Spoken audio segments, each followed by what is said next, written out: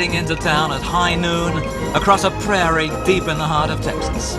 From here on the range, the Wild West seems tame enough, yet it's earned its frontier reputation. We're heading for one of the best places in America to get yourself murdered.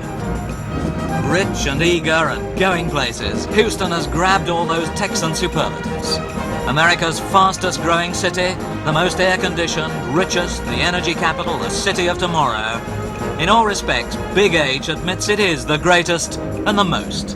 And certainly this is Super America, with everything in extra high relief. A city 140 years old, but so eagerly renewed you'd think it was built last week. Despite its 21st century air, this is still a whiskey and trombone town, cherishing old saddle sores. We receive you to this third Houston Chili Champion Cook-Off, the third annual one, which is destined to go down in the annals of history as the world's absolute largest chili cook-off ever devised in the history of mankind.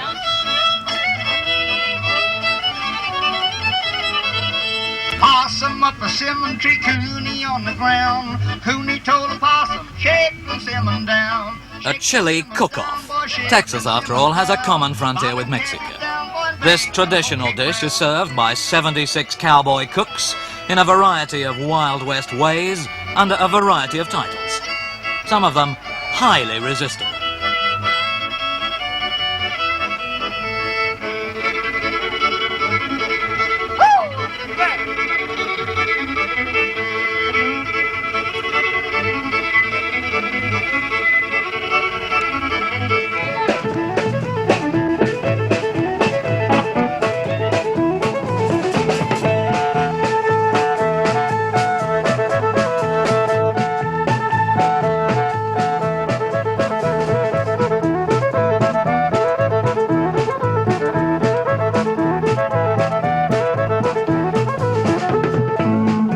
Such a Cotton-Eye Joe seems out of character in this new corporate capital to me and to the editorial writer of the Houston Post, the historian George Feuerman. The mirage of the frontier is still thought to be here. You see our rodeo and adult people going around dressed like cowboys and so forth.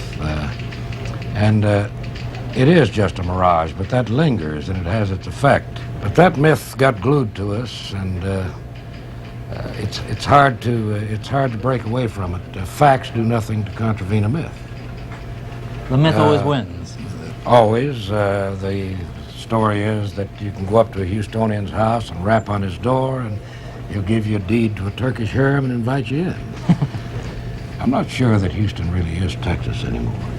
It's in Texas, but I'm not sure that it's of Texas, and I'm not sure it represents Texas anymore.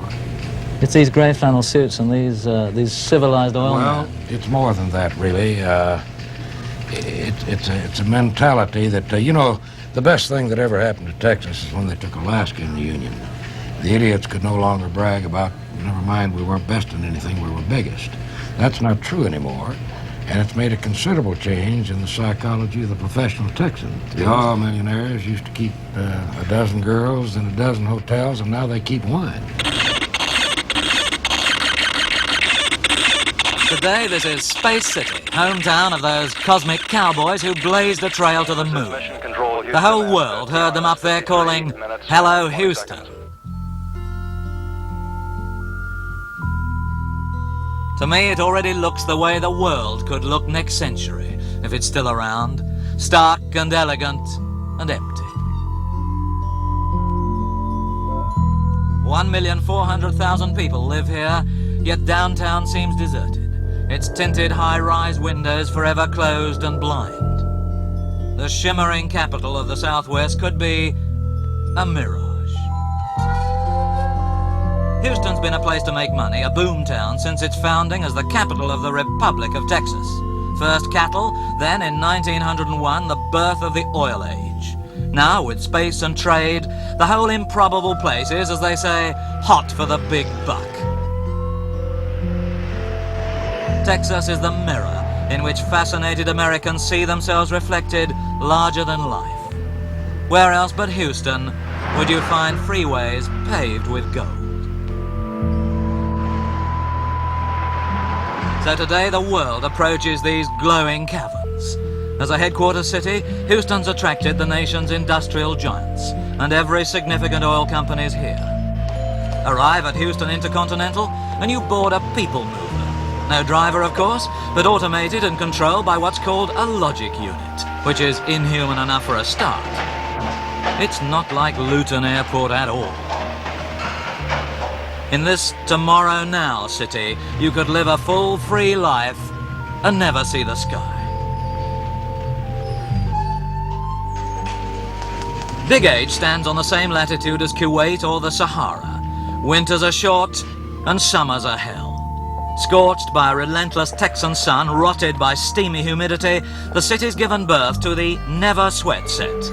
Out of doors, that quaint old-fashioned fresh air's like a pressure cooker. Inside, you step right into a freezer. From air-conditioned walkways, you can even see the great outdoors, without, of course, actually coming into contact with it. Downtown's a science fiction film set. You can cross the city without once stepping out of doors. Houstonians live, travel, work and play, cocooned by the hum of air conditioning. Theirs could well be the world's first indoor city.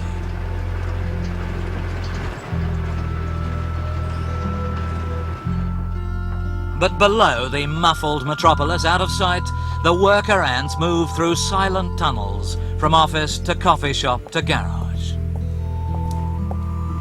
Down here in the depths, it seems I'm alone with some mad cryogenic scientist who's busy freezing people in his body bank.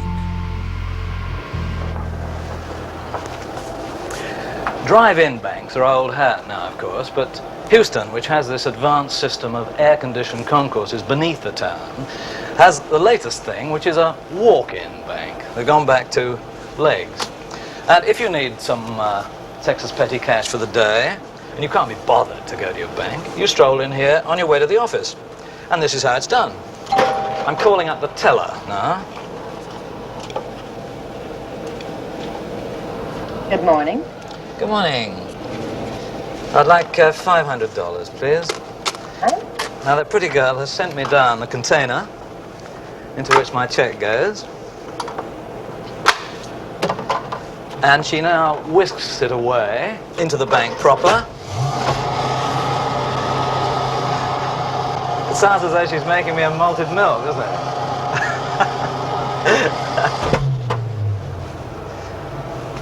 There is also here, if you don't want passers-by to know how much money you're drawing, a telephone for extra privacy, so you can say, $50,000, please. Nobody will know.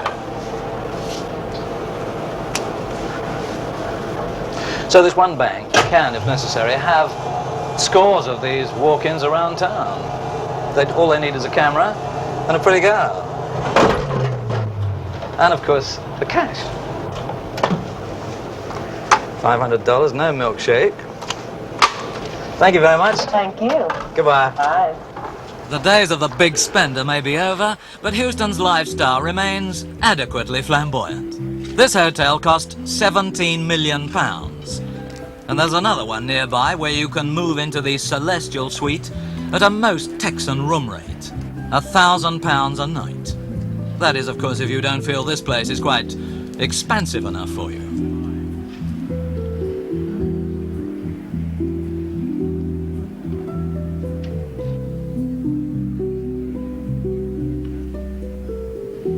High-living Big H scatters slums everywhere but concentrates its rich in leafy colonies. Amid the unrelieved ugliness of the Texas prairie, River Oaks is Sussex at its best. Texans are not sheepish about wealth, so real estate agencies can advertise, "Your subordinates could not afford to live here." This lush development was founded back in the Texas Middle Ages in 1922. At its heart, the River Oaks Country Club. Membership costs more than £6,000 and the dues are £1 a day. A couple of hundred applicants are waiting hopefully to join the 745 stock-holding members. I think those colors are real pretty.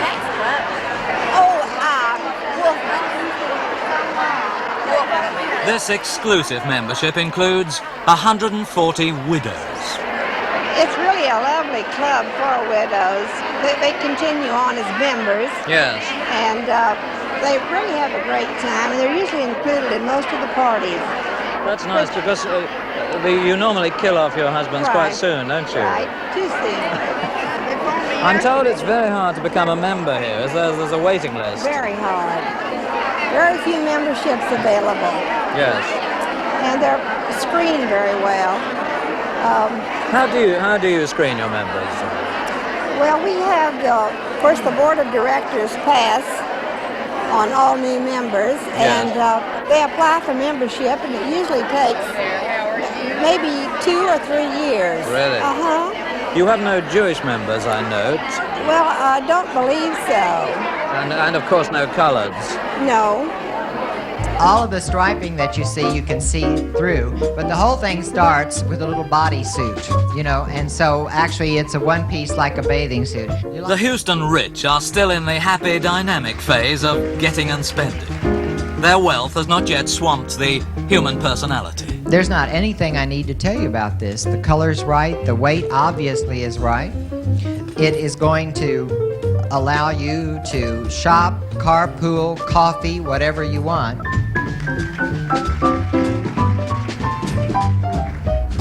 This is a dress that you really do hope that there'll be some gigantic gust of wind just as you make your entrance, because it just improves with any movement at all. I'm not sure Houston's improving, but there's plenty of movement. With little resistance, the recent past yields to the present. There's nothing old anywhere. If it shows a profit, fine. If not, tear it down. Unself-conscious and confident, Big H forever renews itself. The skyline won't stand still long enough to be photographed. The £400 million Greenway Plaza is one of a stagger of developments. 350 small houses stood on the 23 acres down there until every owner was offered twice what his home was worth and given 5 years to move. The offer depended on 100% acceptance, and the developer, Kenneth Schnitzer, almost got it. The last home we bought in there, which represented a holdout, was owned by a lawyer who first told us that he would only accept $75,000, which, recognizing that compared with some $25,000 to $30,000 that we paid all of his neighbors. And of course we turned him down. And about a year later, after we had decided to go ahead and acquire all the other homes, taking the risk of not getting his, we turned down $200,000 for the same lawyer. And he was upping it all the time. And of course we were so smart that we decided that we could outweight him. The last offer and the one that we accepted was $500,000, and we acquired it. So, and we could have gone on without him. His house is located right here in Phase 3, but it would have meant a complete redesign of our master plan, and who wants an $18,000 home in a multi-million-dollar commercial project? So as a result, we paid the fiddler the price. To pay £200,000 for a £7,000 house and stay calm is quite a trick. This is LH. Ain't no 7. Yeah, but it's 7. Yes, Houston's getting smoother these days, but city ways still meet country ways, and they'll climb into their cowboy gear at the drop of a calf. On this ranch, only 10 miles from downtown, they may look the part, but they're not always quite sure how to play it. Now wait a minute, they go on a cow just like that, right? Yeah. Yep, right. Turn them around, you don't do them upside down. Well, now, it's just like this, isn't it? I don't know, they gonna be hot or not. They ain't hot enough. I don't think they are. Throughout the world, you mention the name Houston, and right away it becomes space, the moon, Neil Armstrong, the moon, Houston. So it's changed, yes, sir. Very much. But we still have our guys Right. that wear their hats Right. and their boots. I'll never change. I hadn't had a pair of shoes in 20 years. I don't own a pair. I don't even own a pair of still shoes. have our men Honestly to God, that wear their I boots do and not their own a hats. pair of shoes. They were born with them. They'll stay I've with worn them. 'em They all always my have. life. We won't change. Let's start putting one by each plate. Boots may still be in, but Texan tastes do change, and instead of bacon and beans, snails?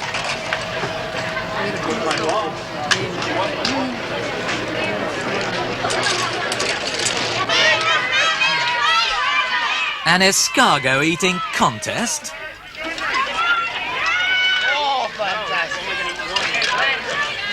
The judges looked for style, not speed, and competitors had to sign a blood chit first, in case the pesky critters fought back.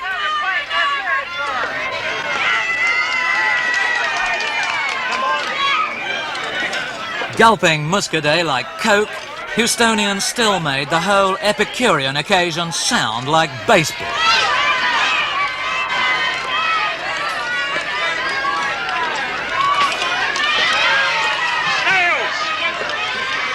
Give me 2 of them. Yeah, good.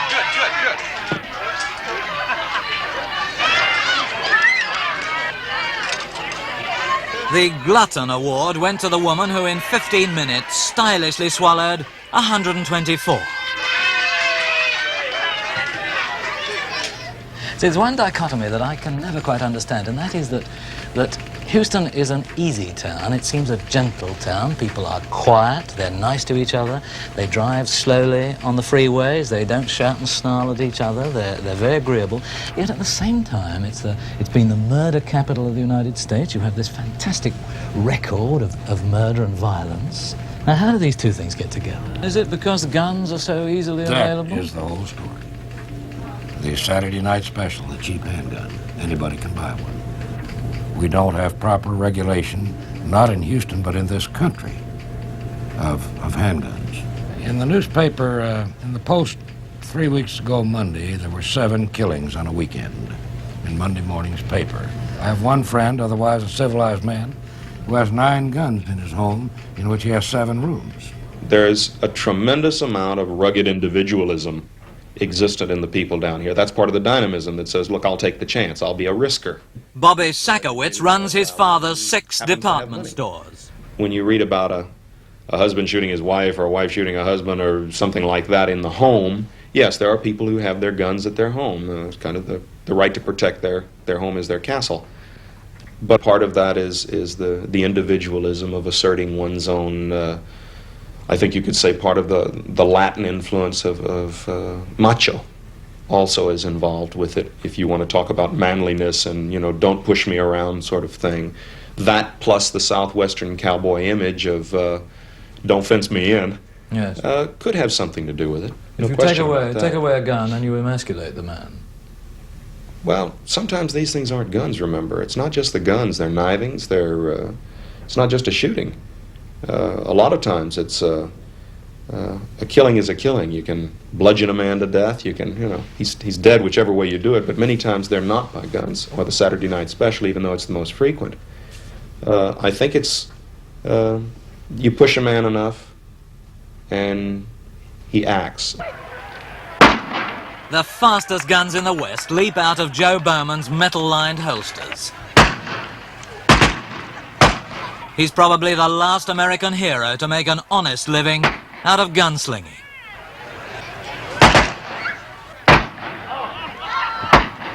All right, now here's 2-gun handling. Watch very carefully because they work in conjunction with each other in opposite directions.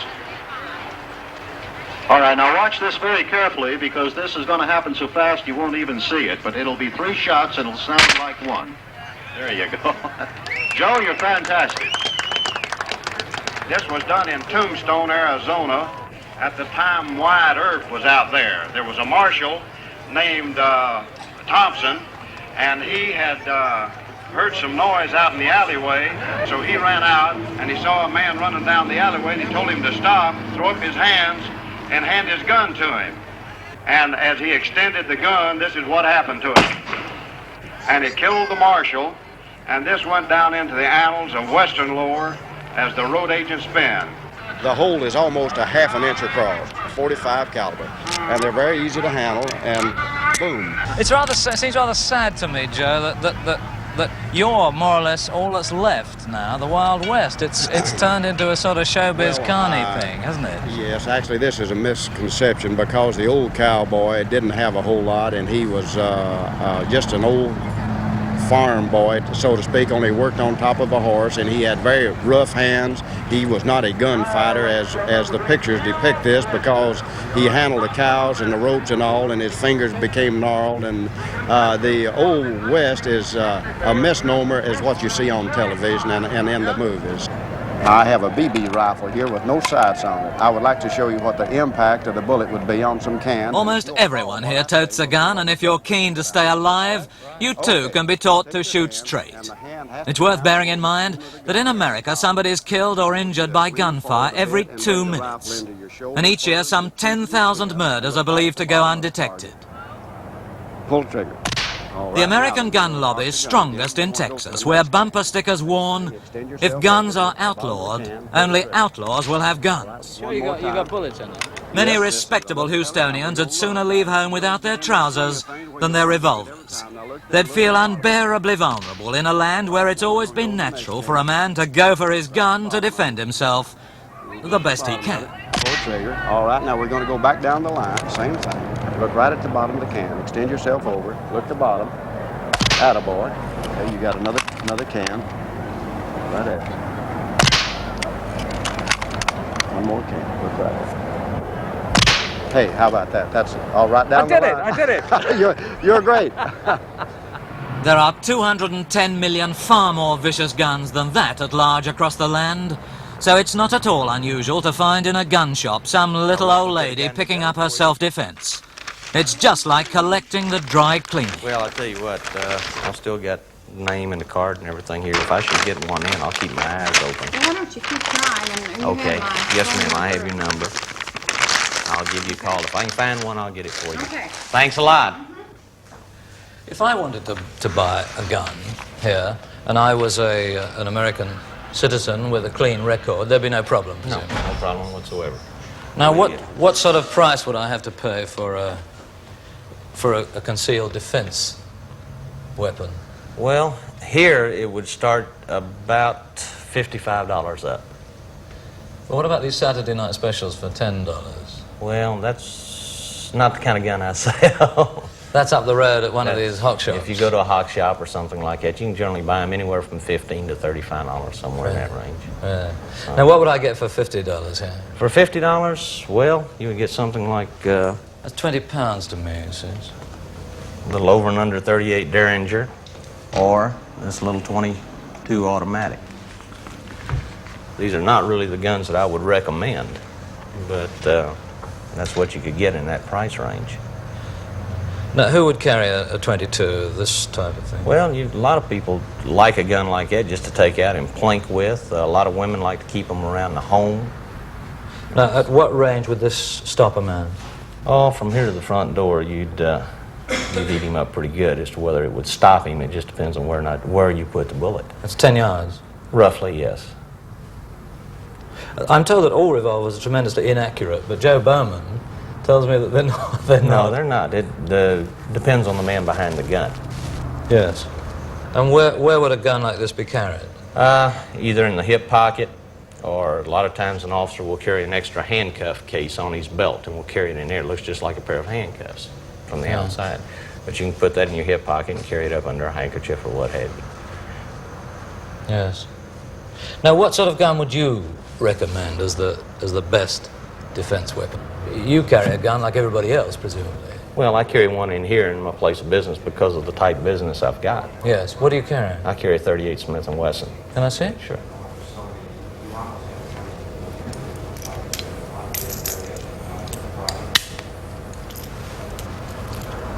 Now, that's a very businesslike and easily concealable one. It's easily concealed. This gun is made out of stainless steel, so that I have no upkeep. I don't have to worry about rust and what have you. And it's comfortable. It's something I can carry and go through my normal everyday functions in here without, banging into everything and being uncomfortable to carry. I see you're wearing it next to the skin. Yes. I can't imagine myself walking around with a gun. I suppose you get used to it. You get used to The sticking out of you your do after a clothes while. and It's the sense of uncomfortable. balance. There's no comfortable way to wear one. They're a pain in the neck to carry and wear. Now, if you really want to defend yourself here, if somebody came in, and this would be a marvellous place for somebody to take with all this firepower, because a gun is the first thing that people steal, isn't it, after money? Right. And sometimes before money. Right. How would you defend yourself here? What would you reach for? Sawed-off shotgun. Now, what would this do? It'd stop the fight. Generally, with a sawed-off shotgun, you never have to pull the trigger. Just a psychological effect. The sight of the gun is enough. Because it's going to blow the front of the shop out? Yes, sir. It'd take the whole front of the store out with one shot. It's hard to look upon this as a defense weapon, but I suppose that's what it is. You wouldn't use it for shooting anything else but people, presumably. It's probably the ultimate defense gun. So anyone who comes in and sees you reaching for this or pretending to clean it is going to pay up and leave. He's got to stop. Yes. Nobody will risk that. Yes. You won't hardly find a police car in the city of Houston without one of these.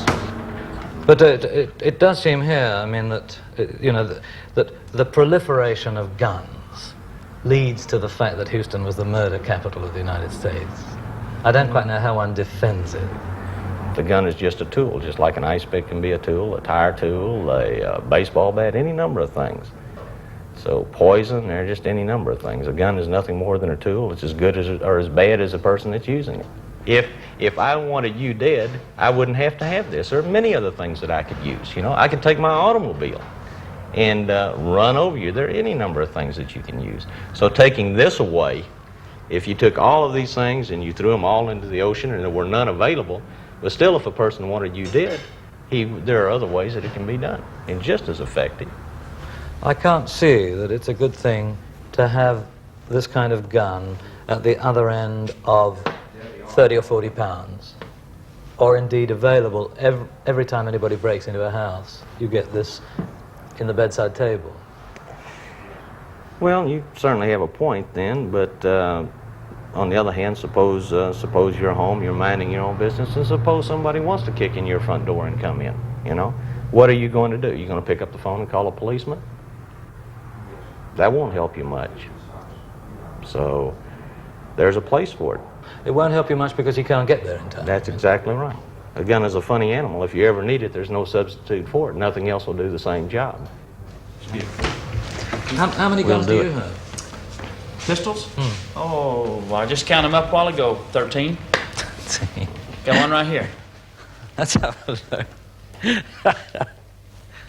Yeah, that's everybody asks me, is it loaded? It really is. It's identically the same as See, my this. grandmother used to tell me it's better to have it and not need it than to need it and not have it. Now, ask me how many times I've pulled it in 3.5 years? 25 or 30?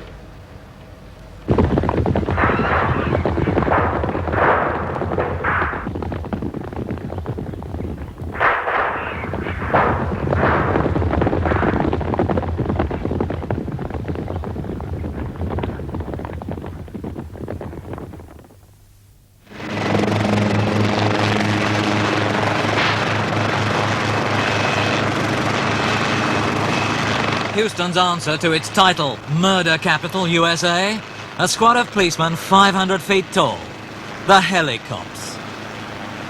Patrolling helicopters with floodlights and loud hailers watch over the city, follow suspects, direct the men on the ground. The police never shoot from the sky and never hover in case someone shoots them. From here at 500 feet, the Helicops told me, they could spot a gun in a suspect's hip pocket.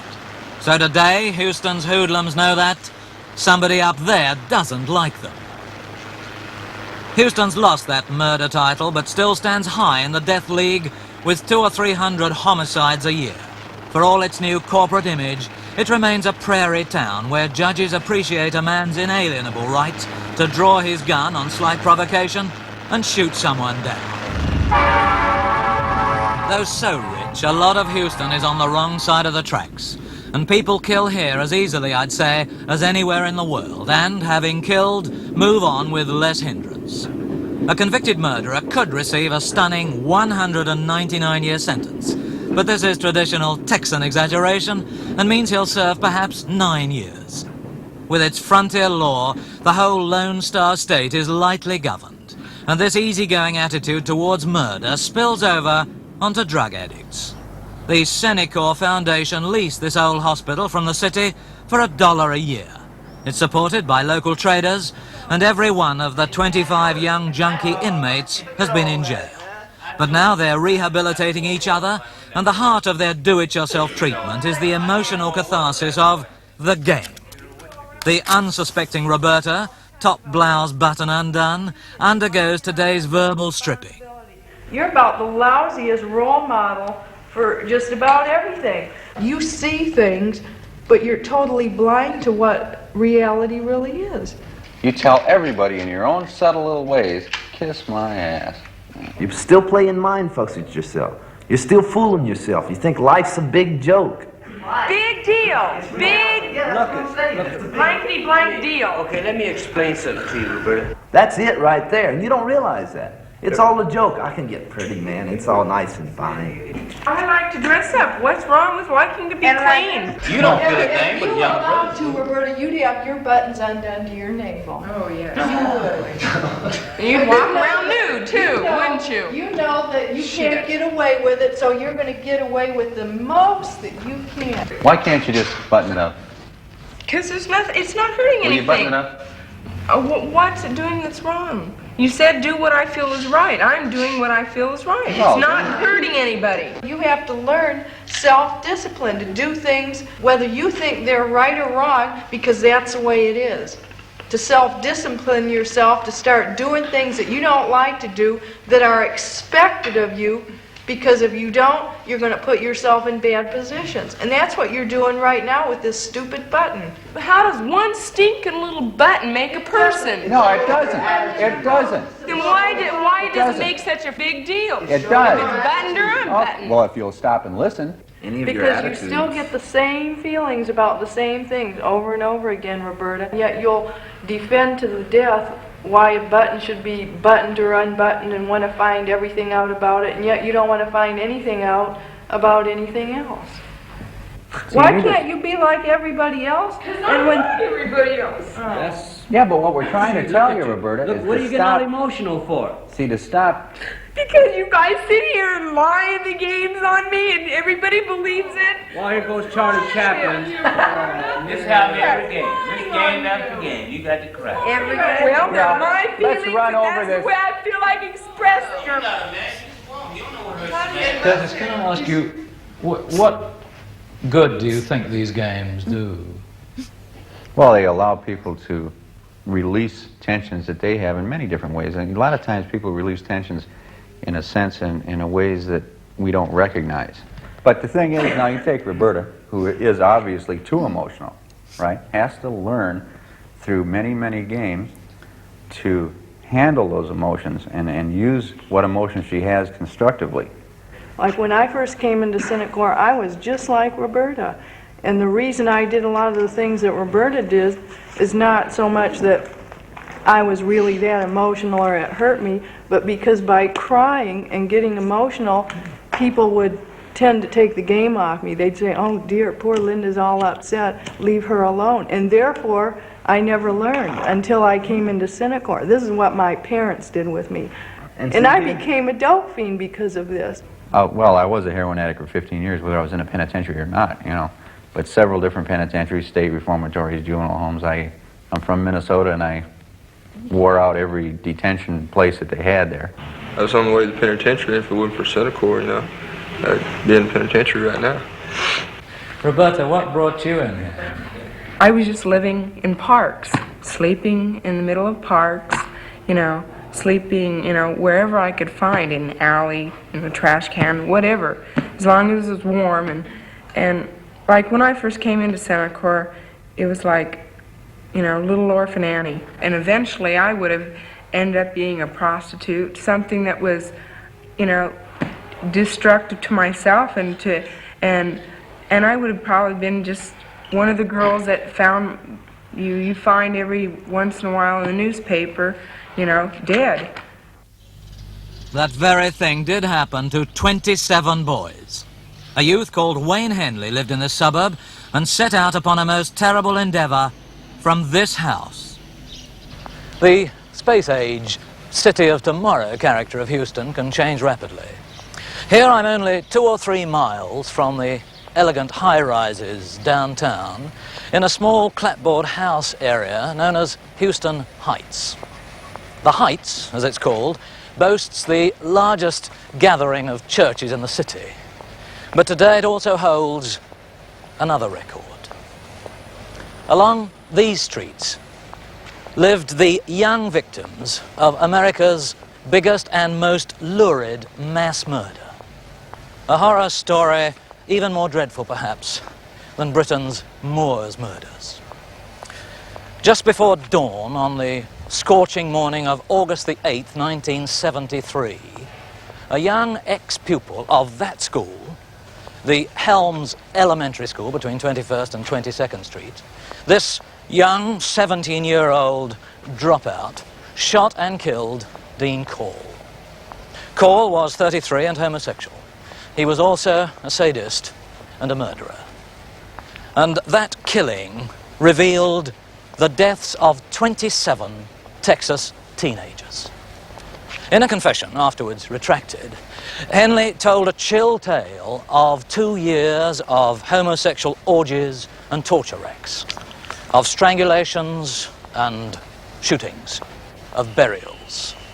And the boys who were killed, these youngsters, were not the riffraff and the runaways as at first reported. They were youngsters aged only 13 and 14. At least 17 of them were Henley's ex-schoolmates. They were his neighbours. They died a horrible death, and they were all the boys next door. The remains of many of them were dug up along this beach.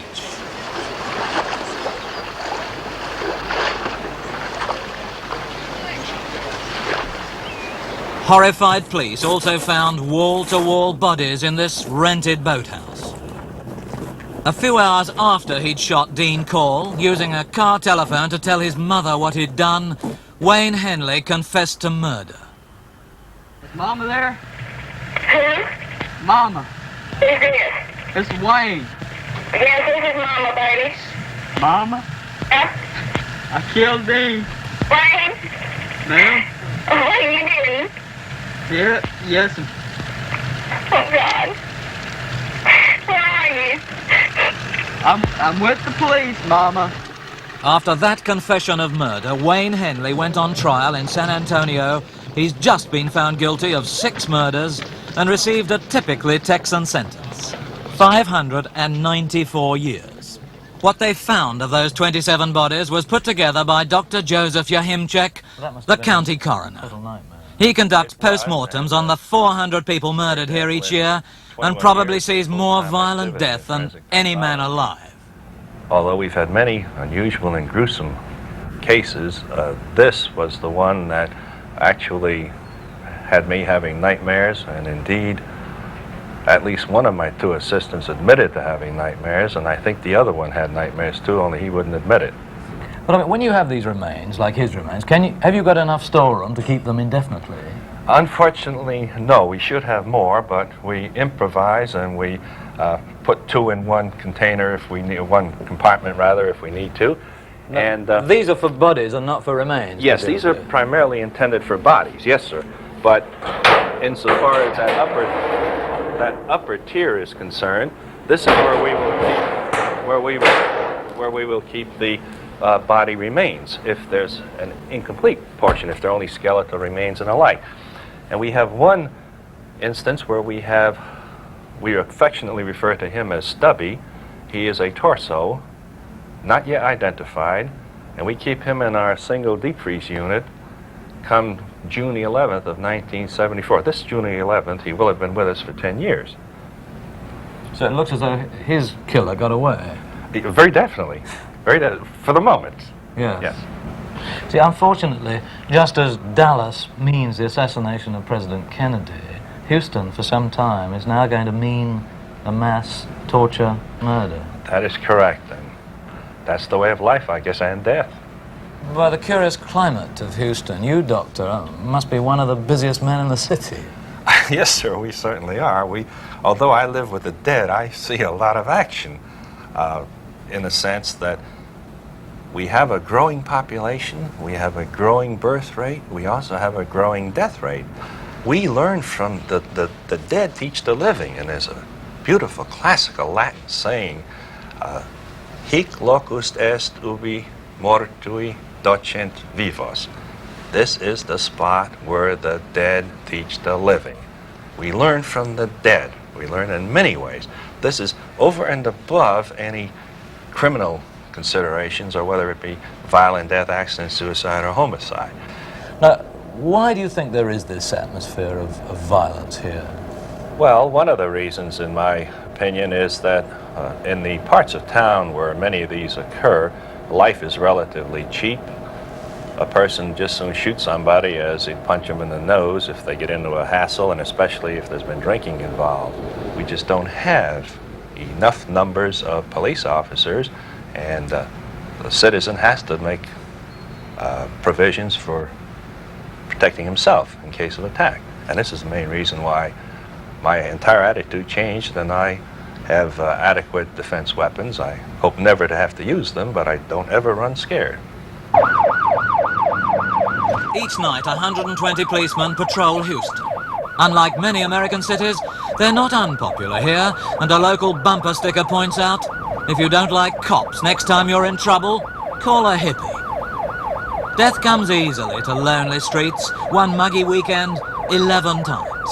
And in this murderous swelter, on top of such fatal private enterprise, Texas, though no mafia stronghold, is said to have more experienced hitmen, more professional killers than any other state. You can have a man murdered here for £500 if you employ some cheap hood, though a high-class contract could cost a couple of thousand. As Sergeant Bilstein says, there's plenty going on. A multitude of sin. We face everything from robbery by firearms, burglary, extortion, muggings, beatings, shootings, cuttings, ambulance calls. This is a Negro area where we have quite a bit of problems with prostitution, we have some narcotics traffic. This area out in here is almost like the Wild West. Take him away! Who hit you in the head? Junior? Turn your head. Junior who? Right down there. I'll take you down there. What'd he hit you with? Pistol. I went down there to try to collect my money, and nothing was going on, anything bad. But when I came out, he just didn't like the way things were going on, and somebody said, well, he'd call it off as something else. And somebody else told him, don't get into any trouble, don't bother that fella. And he just hit me anyway. What did he hit you with? Pistol. About a 45, a big pistol. And then they tried to restrain him, he tried to follow me. I don't have a thing, my gun's downtown. That's just the way it is. Have you recently been arrested? No, not in the last several weeks. So an unblemished record, which has stood for several weeks, is broken, and inside he goes again.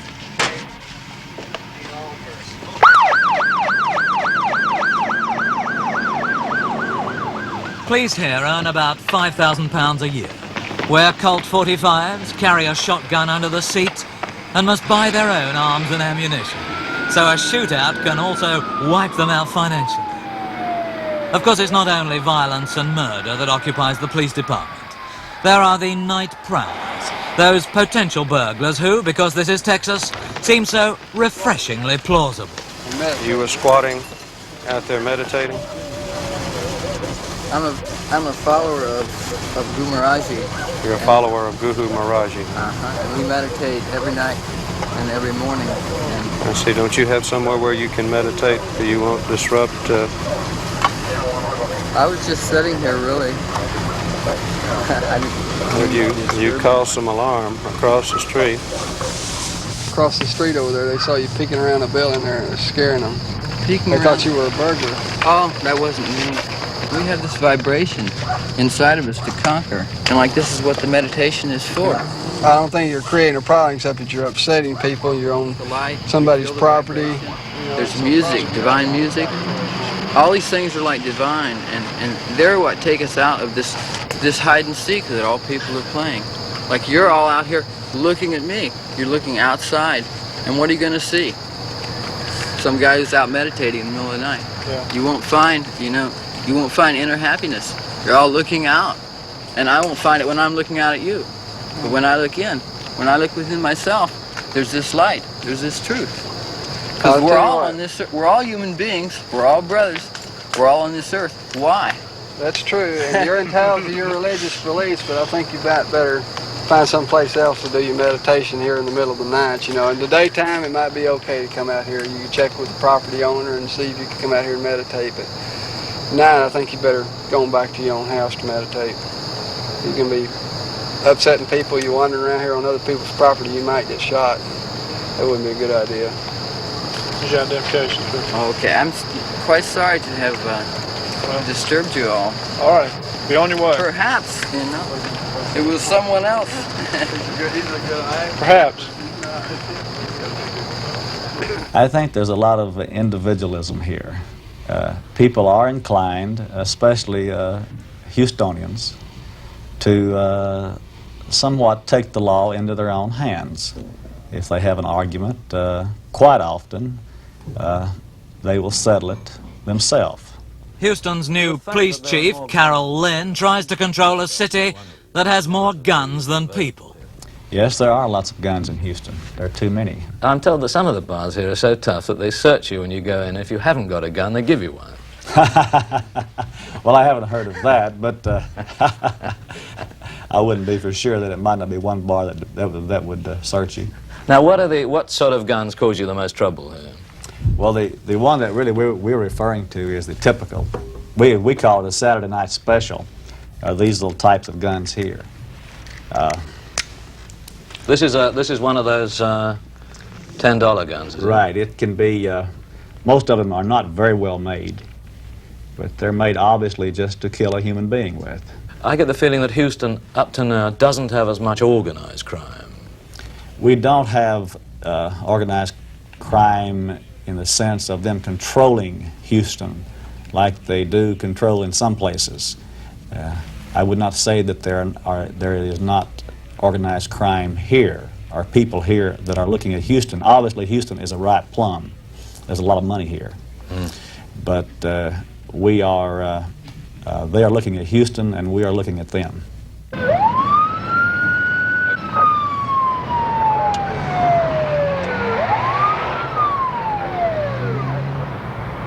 We have a large number of our snowbirds, our transient winos. Snowbirds? Yes, sir. We call them snowbirds. They come south for the winter, and sometimes they stay on through summer. But our revolving door drunks, we have, I would imagine, several thousand of them that are frequenters of the city jail.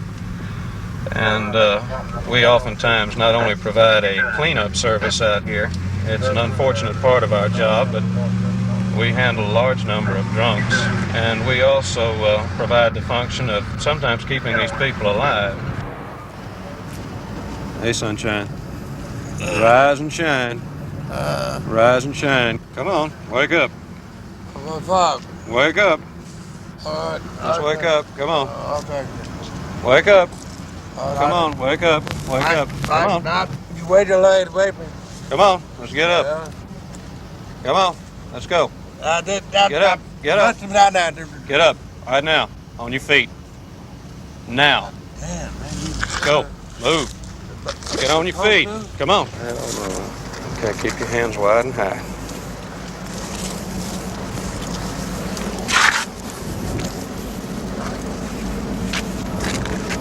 Keep them wide and high.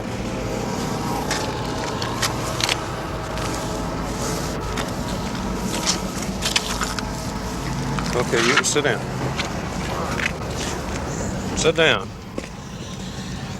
What are you doing out here lying in the middle of the sidewalk? This is not, I hasten to say, a very well-known face from Washington. How long have you been asleep on the sidewalk? Hey, I was out here a while ago. You sleep on the sidewalk often? No, sir, I've never been out here before in my life. You've never been away from here? Right here's where I've been. In other words, you live here on the sidewalk? No, hell no. I'm from Indiana, Evansville, Indiana. Hell, I don't live here. Oh, but you've been here all this time. Stand up. No, it's the first time I've been in jail in Louisiana.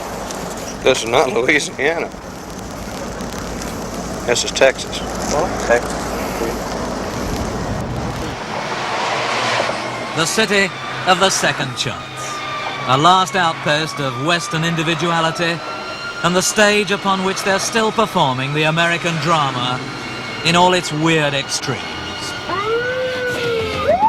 This afternoon becoming plenty cloudy tonight, tomorrow the chance of rain Wednesday. Southeast city winds around 18, moderate air pollution. Now this afternoon 86, low tonight 65. AILT, who James Clare.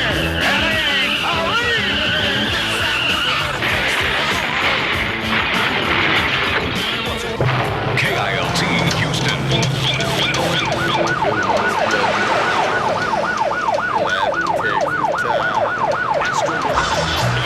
And the Young Houstonian Club of the First City National Bank, 1974. Low price for all ages. Well, let's not get in an argument. Let's put everybody in jail.